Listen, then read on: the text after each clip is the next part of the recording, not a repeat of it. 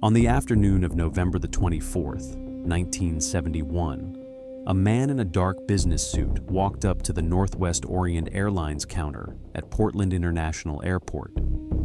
He paid $20 in cash for a one-way ticket to Seattle. 30 minutes later, he would hold an entire aircraft hostage. By nightfall, he would vanish into a thunderstorm with $200,000 strapped to his body, becoming the only hijacker in American history to successfully escape by parachute and never be found. His name wasn't real. The bomb he showed flight attendants may not have been either. But the fear he created was genuine, and the mystery he left behind would obsess investigators, amateur sleuths, and the American public for more than 50 years. He asked for 4 parachutes and precise denominations of cash. He knew the aircraft's mechanical capabilities. He understood weather patterns and flight paths. And then he jumped into the darkness over the wilderness of Washington State and simply disappeared. This was Thanksgiving Eve, 1971. The Vietnam War raged overseas. Protests filled American streets. Trust in government institutions was crumbling. And somewhere over the forests of the Pacific Northwest, a man in loafers and a thin raincoat made a decision that would create one of the most enduring mysteries in criminal history. No body was ever found. No parachute recovered. For 9 years, not a single trace of evidence surfaced, until a young boy digging in the sand along the Columbia River made a discovery that would only deepen the enigma. This is the story of the man the media mistakenly called D.B. Cooper, the case that changed aviation security forever, the $200,000 that vanished into thin air, and the single piece of physical evidence that raised more questions than it answered. This is the story of the only unsolved case of air piracy in the history of commercial aviation. To understand how one man executed the perfect crime and disappeared without a trace, we have to go back to a busy airport terminal on the day before Thanksgiving, when a quiet stranger bought a ticket under a borrowed name. November 24th, 1971 was a Wednesday, Thanksgiving Eve. Portland International Airport bustled with holiday travelers heading home to family gatherings. Among the crowd, a man approached the Northwest Orient Airlines ticket counter just after 2 in the afternoon. He was unremarkable in every way. Middle-aged, perhaps in his mid-40s, around 6 feet tall. He wore a dark business suit, a white-collared shirt, a narrow black tie, and a black raincoat, brown leather shoes. He carried a black attaché case and a brown paper bag. The ticket agent barely noticed him. He paid $18.52 in cash for a one-way ticket on Flight 305 to Seattle. When asked for a name, he said Dan Cooper. No identification was required. This was 1971. Airport security as we know it today simply didn't exist. No metal detectors, no bag searches, no passenger screening. Anyone with cash could walk onto a plane carrying anything they wanted. Flight 305 was scheduled to depart at 2:55 in the afternoon. It was a Boeing 727, a workhorse of American aviation. The flight would take just 30 minutes, covering the short hop from Portland to Seattle-Tacoma International Airport. 36 passengers boarded that afternoon, most of them business travelers or families heading north for the holiday. Cooper took his seat in the last row, 18E, on the right side of the aircraft near the rear exit. As the plane prepared for takeoff, Cooper ordered a drink from flight attendant Florence Schaffner, bourbon and 7-Up. He lit a cigarette, a Raleigh filter tip, and settled into his seat. To the crew and passengers around him, he appeared calm, almost bored. Schaffner would later describe him as businesslike, polite, and completely unremarkable. Just another passenger on just another flight. But somewhere over southern Washington, about 20 minutes into the flight, Cooper handed Schaffner a note. She assumed it was a lonely businessman trying to ask her out, something flight attendants dealt with constantly in that era. She tucked the note into her pocket without reading it. Cooper leaned close and said quietly, "Miss, you'd better look at that note. I have a bomb." Schaffner retrieved the note and read it. Her expression changed immediately.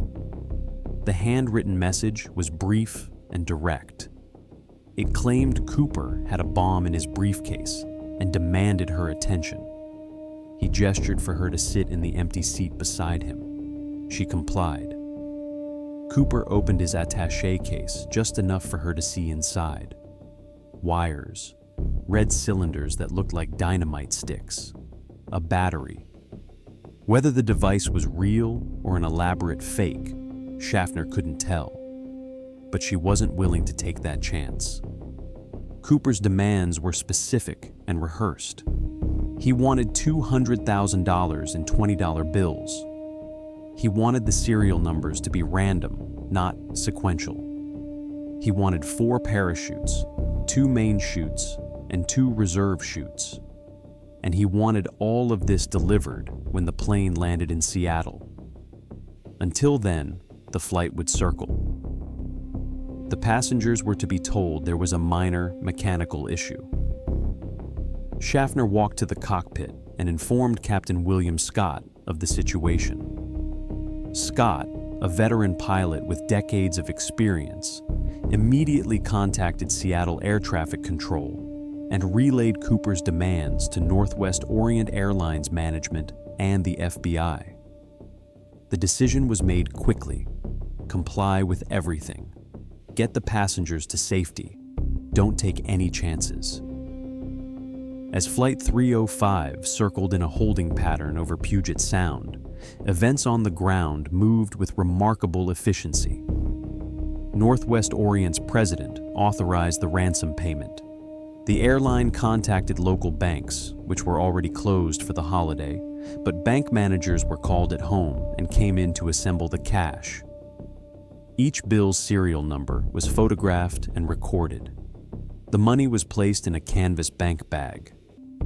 Meanwhile, the Seattle Police Department and local skydiving companies scrambled to locate 4 parachutes that met Cooper's specifications. For nearly 2 hours, the Boeing 727 circled over Seattle while Cooper sat calmly in his seat, smoking cigarettes and sipping his bourbon. The other passengers remained unaware that anything unusual was happening. They assumed the mechanical delay was routine. Some grew irritated, others dozed off. No one suspected that the quiet man in the back row had just taken control of their aircraft. At 5:24 in the afternoon, Captain Scott received clearance to land. The money and parachutes were ready. Cooper had additional instructions. The plane was to taxi to a remote, brightly lit area of the tarmac. All airport vehicles were to stay back. One person, unarmed and alone, would deliver the ransom and parachutes. The cabin lights were to be dimmed. Cooper watched from his window as a single Northwest Orient employee drove a vehicle to the aircraft and stopped at a distance. Flight attendant Tina Mucklow, young and composed under extraordinary pressure, became Cooper's primary contact. He ordered her to lower the aircraft's rear stairs. The employee approached, left the canvas bag of money and 4 parachutes at the base of the stairs, and retreated. Mucklow retrieved the items and brought them to Cooper. He inspected everything carefully. At one point, he unpacked one of the parachutes completely, examining it for signs of tampering or sabotage. He seemed satisfied. Then Cooper made good on his promise.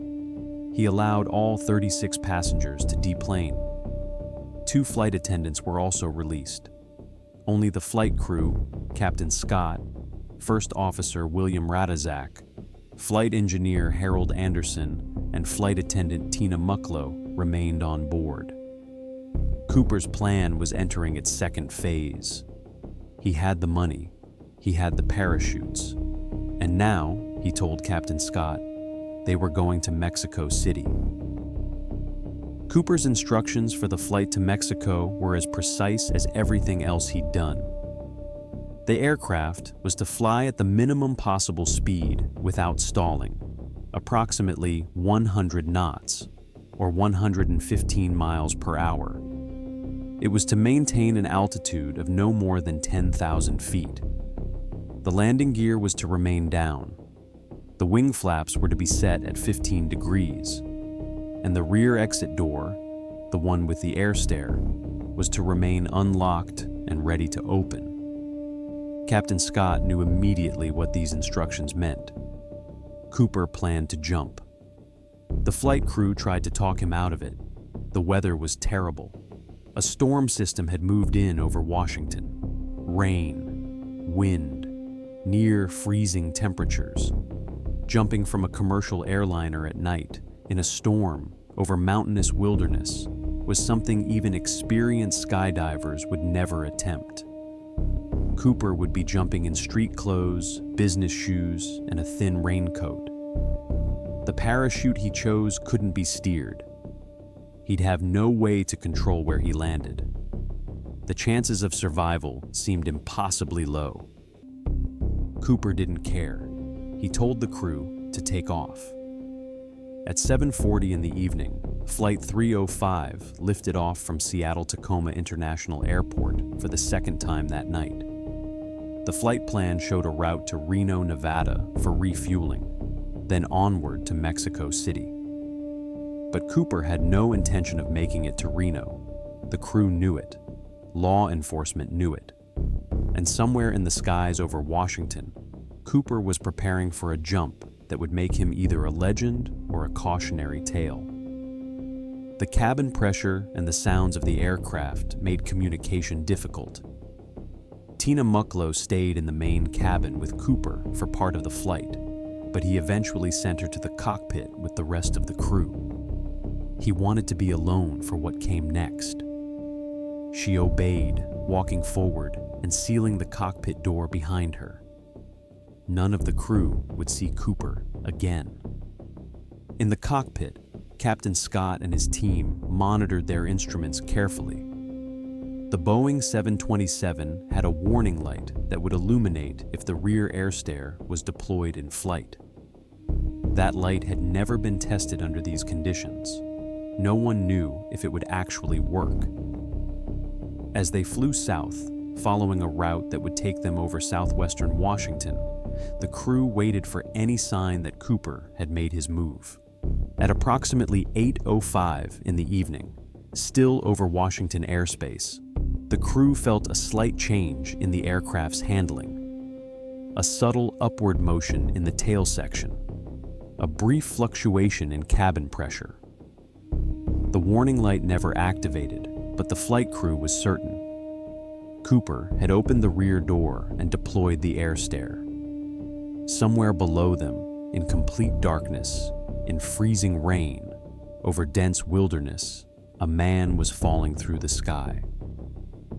The crew waited for confirmation. They saw nothing on their instruments.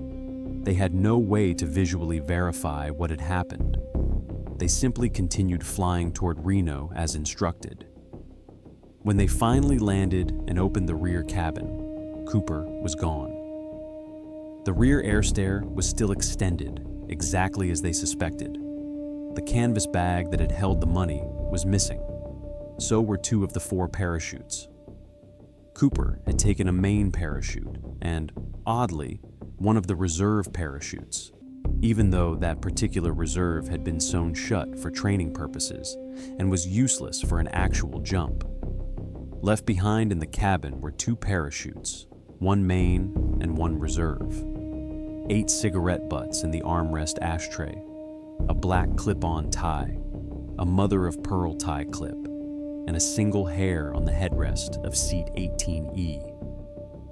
That was all the physical evidence Cooper left behind. The FBI immediately launched what would become one of the most extensive investigations in its history. They called it NORJAK, short for Northwest Hijacking. Hundreds of agents were assigned to the case. The parachute supplier, a rigger named Earl Cossey, was interviewed extensively. He confirmed that the main parachute Cooper jumped with was a military-style emergency bailout chute. It was designed to open immediately when the ripcord was pulled. It couldn't be steered. It was meant for emergency survival, not precision landings. Law enforcement faced an immediate problem. Where had Cooper jumped? The flight crew's estimate, based on the time they felt the pressure change, placed the jump somewhere over southwestern Washington. But that was a massive area, heavily forested, mountainous, crisscrossed by rivers and logging roads. The exact location could be anywhere within a zone of several hundred square miles. The weather that night made it worse. Rain obscured visibility. Winds at 10,000 feet were estimated at over 200 miles per hour. If Cooper deployed his parachute immediately after jumping, those winds would have carried him miles from the initial drop point. The FBI deployed every resource available. Helicopters searched the most likely areas. Ground teams combed forests around Lake Merwin, near Ariel, Washington, where calculations suggested Cooper might have landed. 12 days after the hijacking, the FBI even used a United States Air Force SR-71 Blackbird reconnaissance jet to fly Cooper's route and photograph the terrain below. The Blackbird made 5 passes. Poor visibility ruined the effort. The photographs revealed nothing. Weeks turned into months. Investigators interviewed hundreds of potential witnesses. They developed composite sketches based on descriptions from the flight attendants and passengers. The first sketch, nicknamed Bing Crosby by investigators because of its smooth, narrow-faced appearance, was released 4 days after the hijacking. Flight attendants immediately complained that it looked nothing like Cooper. They described him as older, with a broader face and a tired, disinterested expression. A second composite was created in late 1972, but by then, the trail had grown cold. By the 5-year anniversary of the hijacking, the FBI had considered more than 800 suspects. All but 24 were eliminated, and still, no body, no parachute, no ransom money had surfaced anywhere. Not a single $20 bill with a matching serial number appeared in circulation. It was as if Cooper had simply vanished from existence. Then, in 1980, nearly 9 years after the hijacking, a young boy made a discovery that would change everything. February 10th, 1980, a Sunday afternoon. 8-year-old Brian Ingram was on a family picnic along the Columbia River in Clark County, Washington, at a sandy area known as Tina Bar. The location was about 20 miles downstream from Vancouver, Washington, and nearly 40 miles from where investigators believed Cooper had jumped. Brian's father wanted to build a campfire. Brian knelt in the sand, smoothing it out with his hands to create a fire pit. His fingers hit something unusual, not a rock, not driftwood, something soft and compressed. He dug deeper. 3 bundles emerged from the sand, still bound together by deteriorating rubber bands. Each bundle was a stack of $20 bills, rotting, disintegrated. Some bills were the size of business cards, others were blackened and unreadable, but enough remained intact to see the serial numbers. Brian's parents initially thought it was play money. The bills were in such poor condition that they seemed fake. But something about the find felt significant. The family turned the money over to the FBI the next day.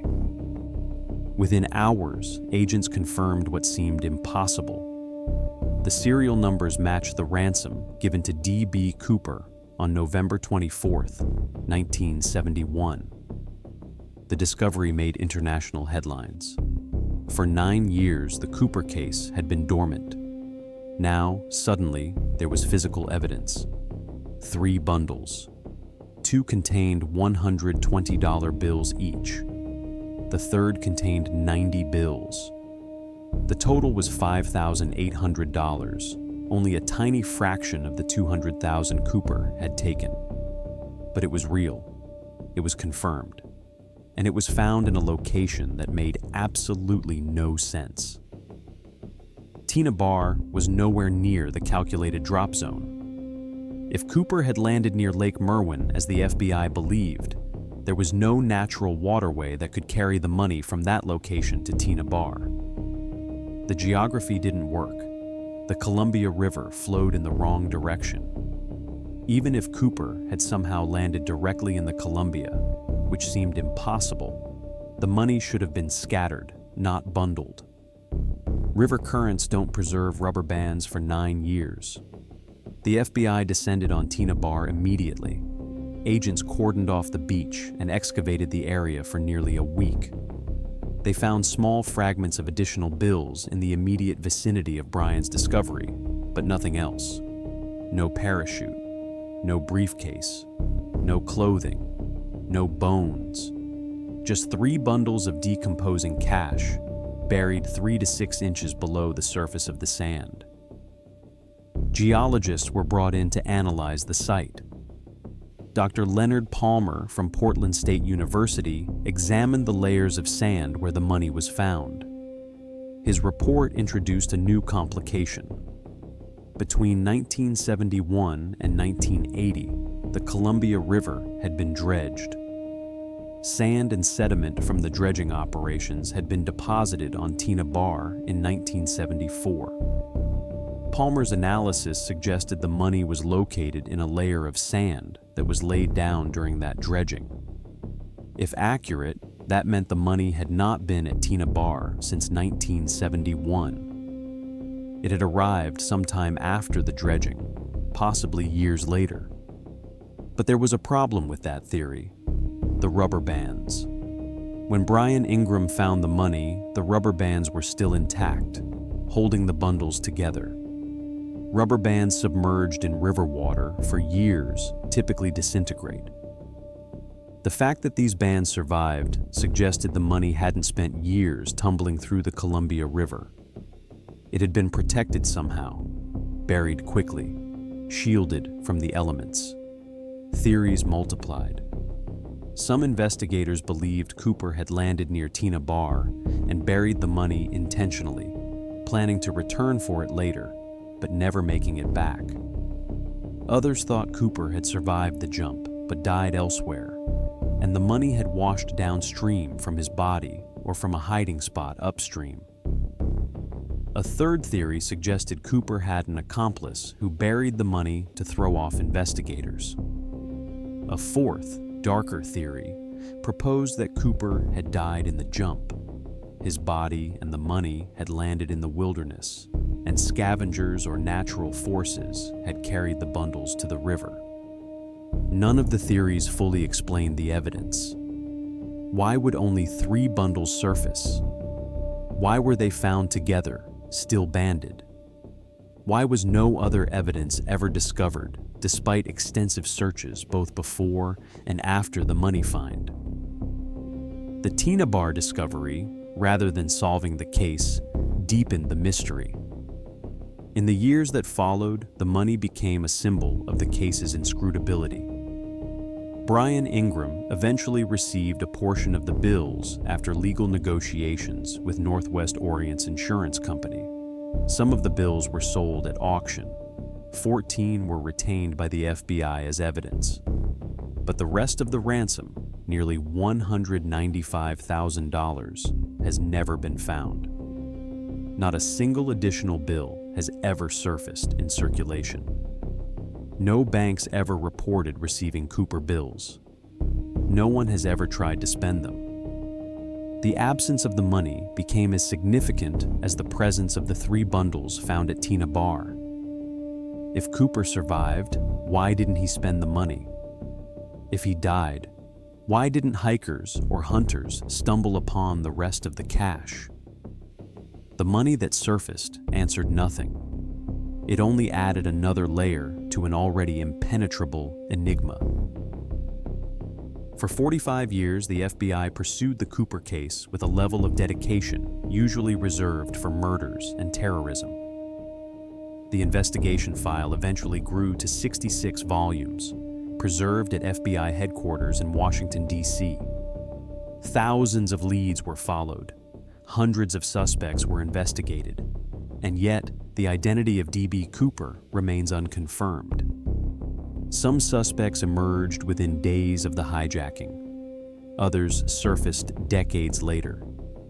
Each brought tantalizing connections, but none provided definitive proof. Richard Floyd McCoy Jr. became one of the most compelling suspects almost immediately. On April 7, 1972, less than 5 months after the Cooper hijacking, McCoy executed a nearly identical crime. He boarded a United Airlines flight in Denver, claimed to have a bomb, demanded $500,000 and 4 parachutes, and bailed out over Utah with the ransom. Unlike Cooper, McCoy was caught within days. His fingerprints were on a magazine he'd been reading during the hijacking. He was arrested, tried, convicted, and sentenced to 45 years in prison. The similarities to the Cooper case were striking. Both men hijacked Boeing 727s. Both used bomb threats. Both demanded cash and parachutes. Both jumped from the rear of the aircraft in flight.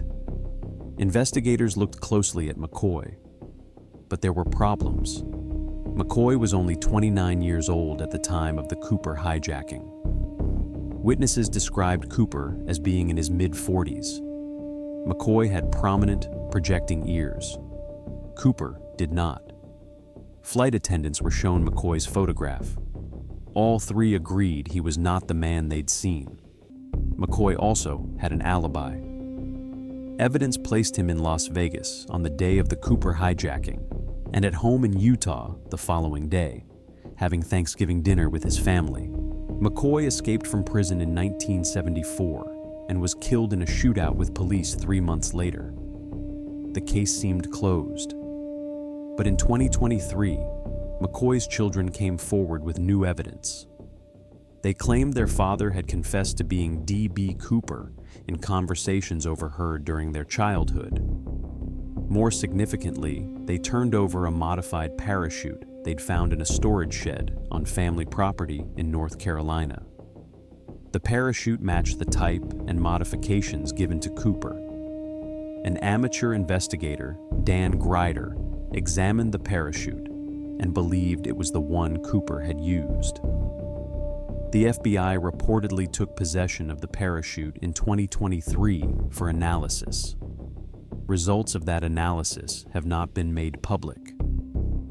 Another suspect, Robert Rackstraw, drew attention from private investigators in the years before his death in 2019. Rackstraw was a former military pilot, paratrooper, and career criminal with convictions for theft, fraud, and bad checks. He had the skills to execute Cooper's plan. He had the motive. And he made cryptic comments about the case in interviews, neither confirming nor denying involvement. A book published in 2016, The Last Master Outlaw, presented circumstantial evidence linking Rackstraw to the hijacking. The FBI investigated and cleared him. Rackstraw took whatever he knew to his grave. Other suspects included Kenneth Christensen, a former military paratrooper and Northwest Orient employee who purchased a house with cash the year after the hijacking. His brother believed he was Cooper. The FBI investigated and found no conclusive evidence. Lynn Doyle Cooper, whose niece claimed she overheard him saying their money problems were over after hijacking a plane. Investigators looked into the claim. Again, no proof. Sheridan Peterson, a former Boeing employee who worked on the 727 flight manual and had skydiving experience. He was interviewed decades after the hijacking, but was ultimately ruled out. The FBI's leading theory, stated publicly by Special Agent Larry Carr in 2007, is that Cooper did not survive the jump. The conditions were simply too extreme. The parachute couldn't be steered. Cooper wore street clothes and loafers, completely unsuitable for a rough landing in wilderness terrain. He jumped at night, in a storm, over forests and mountains. Even experienced paratroopers would have considered the jump suicidal. Cooper showed no signs of being a professional skydiver. He failed to notice that one of the parachutes he took was sewn shut for training use. That mistake suggested inexperience. If Cooper died in the jump, where is his body? Where is the rest of the money? Where is the parachute? The Pacific Northwest wilderness is vast and unforgiving. Forests are dense. Terrain is rugged. Bodies have disappeared in those woods before and never been found. If Cooper landed in a ravine, or in a river, or in an area too remote for hikers, he could still be out there, undiscovered. But there's another possibility, the one that keeps the case alive. The possibility that Cooper survived, that he planned meticulously, that he understood the risks and had solutions no one has considered, that he walked out of those woods, discarded the parachute and the bulk of the money, and disappeared into a new life, that he's been living quietly, perhaps under a new identity, watching as the world searched for him. Or that he lived for years, decades even, before passing away naturally, taking the secret with him. In July of 2016, the FBI announced it was suspending active investigation of the Cooper case. Resources were needed for more urgent priorities. The case file remains open. Physical evidence, particularly the parachutes and ransom money, will still be accepted if found. But the massive manhunt is over. The greatest mystery in American aviation history remains unsolved.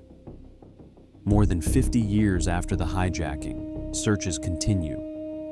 Not by the FBI, but by amateur investigators, historians, and enthusiasts who refuse to let the mystery die. The parachute has become the holy grail of the Cooper case. Finding it would potentially solve everything. It could contain DNA evidence.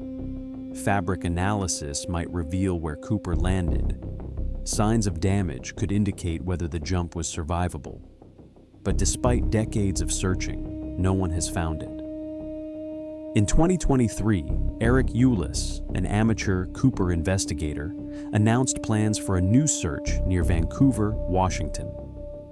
Eulis spent years analyzing the Tina Bar money find and believes Cooper landed much closer to that location than originally thought. He believes the parachute is still buried in the wilderness near where the money surfaced, perhaps in a ravine or under dense brush. His searches have found nothing conclusive so far, but he remains convinced the evidence is out there. Other investigators focus on different areas. Some believe Cooper landed near the Washougal River, which feeds into the Columbia upstream from Tina Bar. That would explain how the money reached the location where Brian Ingram found it. Others think Cooper landed near Lake Merwin, as the FBI originally calculated, and the money's appearance at Tina Bar was the result of unusual water flow or human intervention. The parachute Cooper jumped with was described by Earl Cossey, the rigger who packed it, as a military-style emergency bailout chute. It was a non-steerable canopy, meaning once deployed, Cooper had no control over direction. He would have descended at a fixed rate and landed wherever the winds carried him. At 10,000 feet, In winds exceeding 200 miles per hour, he could have been blown miles from the point where he jumped. The landing would have been hard, probably violent. In street clothes, without proper equipment, Cooper's chances of walking away uninjured were minimal. But what if he didn't jump at 10,000 feet? What if he waited until the plane descended lower before opening the air stair? What if he had additional gear hidden in the brown paper bag he carried? What if the entire plan was more sophisticated than anyone realized? These are the questions that keep investigators searching. The money remains the biggest puzzle. If Cooper survived and kept the ransom, why has none of it ever appeared? $200,000 in $20 bills should have left a trail. Banks were on alert. Serial numbers were recorded and distributed nationwide. Yet not one bill, aside from the 3 bundles found at Tina Bar, has ever been positively identified in circulation. That suggests either the money is still hidden, or Cooper and the money were destroyed together. In 1978, a deer hunter found a placard near a logging road about 13 miles east of Castle Rock, Washington. The placard was an instruction card for operating the Boeing 727's rear air stair. It had come from Flight 305. The location was within Cooper's suspected flight path, but miles from where the money was found. It remains the only other piece of physical evidence recovered outside the aircraft. Theories about the parachute's fate vary widely. Some believe it's buried under decades of forest debris, unrecognizable now. Others think it landed in water and sank, perhaps in the Columbia River or one of its tributaries. A few believe someone found it years ago and didn't realize its significance, discarding it or storing it away. And some think Cooper deliberately destroyed it after landing, cutting it into pieces and scattering it to eliminate evidence. In recent years, advancements in forensic science have offered new possibilities. DNA analysis of the tie Cooper left behind has been attempted multiple times. Particles found on the tie, including traces of metals and chemicals, have been studied for clues about Cooper's occupation or whereabouts before the hijacking. Results have been inconclusive but intriguing. The particles suggest someone who worked with metals, possibly in aerospace or manufacturing. But without a suspect to compare the DNA to, the evidence leads nowhere. The parachute found by Dan Grider on the McCoy property in North Carolina represents the most promising development in decades. If analysis confirms it was used in the Cooper hijacking, it would be the breakthrough investigators have sought for 50 years. But even that wouldn't necessarily identify Cooper. McCoy is dead. DNA comparisons would require exhumation. And even if McCoy's DNA matched evidence from the hijacking, it wouldn't explain the discrepancies in age, appearance, and alibi that led the FBI to clear him decades ago. The search for the parachute continues because it represents closure. Without it, the case remains open. Without it, every theory is possible. Without it, D.B. Cooper remains a ghost. On a cold November night in 1971, a man jumped from the back of a Boeing 727 and vanished into American folklore. More than 50 years later, we still don't know who he was. We don't know if he survived. We don't know what became of the money. All we have are fragments, 3 bundles of rotting cash, a tie, a cigarette butt, a placard from a stairway, and questions that have no answers.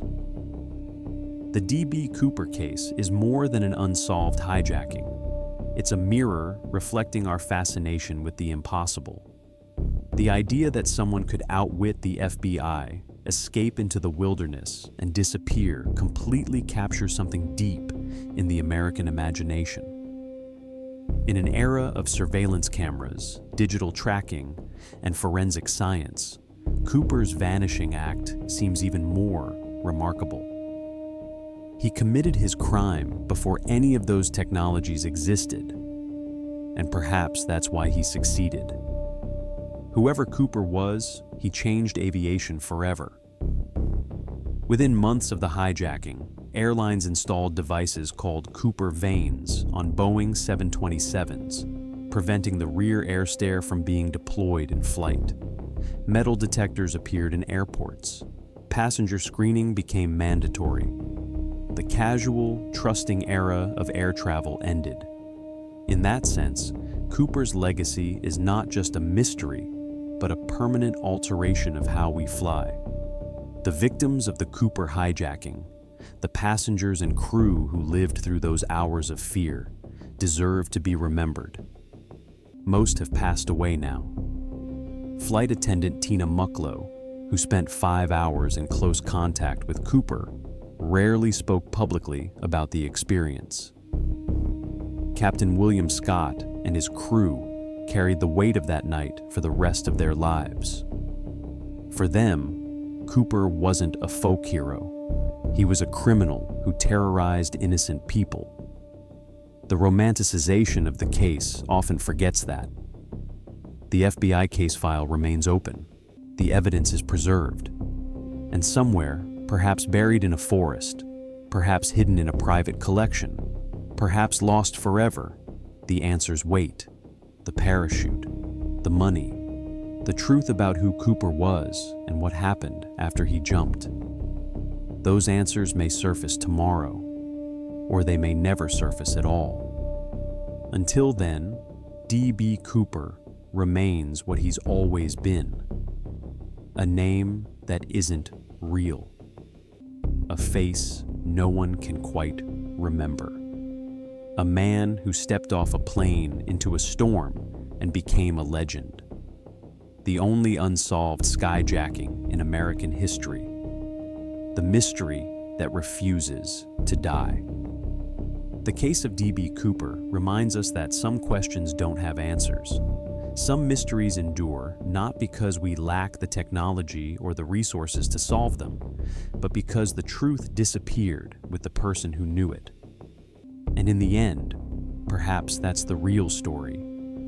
Not the hijacking itself, but the absence that followed. The silence. The void where a man used to be. Wherever Cooper landed that night, whether he walked away or never moved again, he took his secret with him.